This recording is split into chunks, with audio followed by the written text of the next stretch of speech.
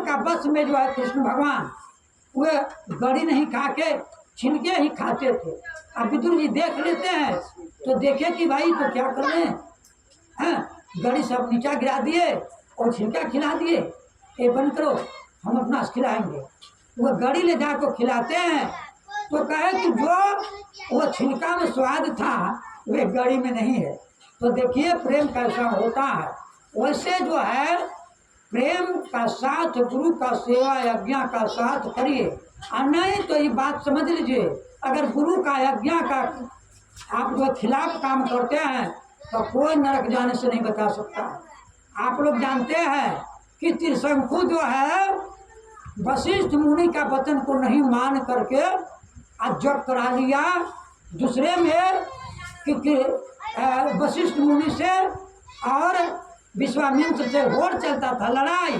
क्यों कि जग जब वशिष्ठ मुनि कराए थे उस जग में इंद्र के पास से गाय आई थी।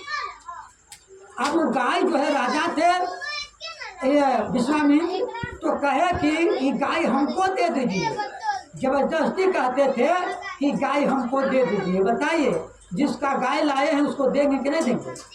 तो गाय जबरदस्ती लेने के कारण आन पर भक्ति करना शुरू किए और युद्ध करना शुरू किए।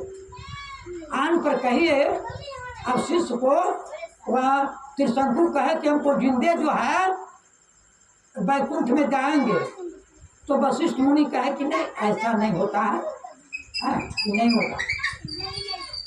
इनकार भाग जाते हैं तो उनको बेटा से कहे, बेटा कहा कि जब गुरु जी कह दिए तो हमको कहने के लिए है, जाओ तुम चंडाल हो। बेचारा चंडाल बन गया और इस बात को फिर कहाँ गया सहारा लेने के लिए तो विश्वामित्र के पास। विश्वामित्र कहा कि तुमको हम जिंदे जो है वैकुंठ भेज देंगे। उसमें जग की मनुष्य पशु को बलि बड़ी थी और वैकुंठ में भेज दिए। लेकिन उस वैकुंठ में जो गुरु को आज्ञा का अनुकूल नहीं किए तुरंत से वहाँ से कहते हैं कि भागो, ढकेल देते हैं, निकलो यहाँ से, तुम्हारा यहाँ जग नहीं है क्योंकि तुम गुरु का निंदा करने वाला है, जल्दी निकलो। वहाँ से ढकेल देते हैं तो गिरल आते हैं। गिरल आते हैं तो देखते हैं विश्वामित्र कि गिरल आ रहे हैं तो कह के खबरदार वहीं पर रुक जाओ, रुक जाओ।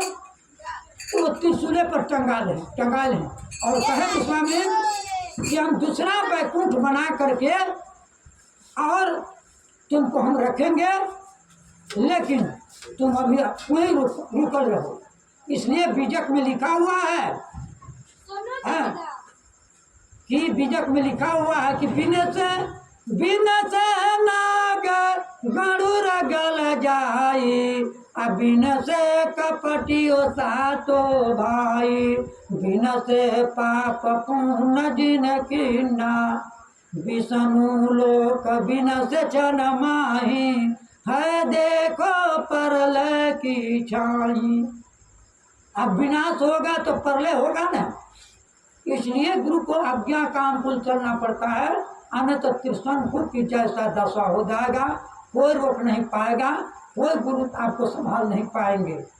इसलिए सचेत कराते हैं गुरु कि सदा का लिए अपना धर्म से विचलित कभी मत हो जाओ। अगर धर्म से विचलित होता है तो तुमको कोई रोकने वाला नहीं नरक जाने में, डायरेक्ट नरक जाना पड़ेगा। एक भजन रखेंगे उसके बाद हमारे सुरेश साहब जी